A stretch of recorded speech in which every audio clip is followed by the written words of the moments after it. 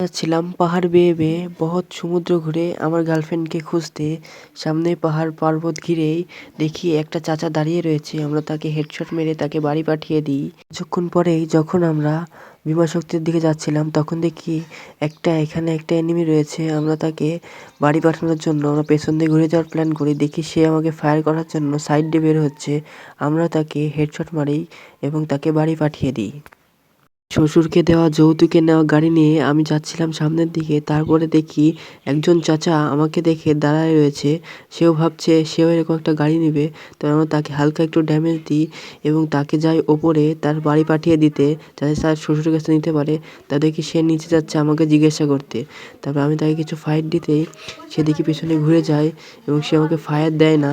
তারপর আমরা তাকে একটা এডিটিং করে পেছন থেকে মারি। সে দাঁড়িয়ে পড়ে। হঠাৎ তার নেট লাইন মনে চলে যায়। তারপর আমরা তাকে টুকুসকে হেডশট মেরে তাকে বাড়ি পাঠিয়ে দিই।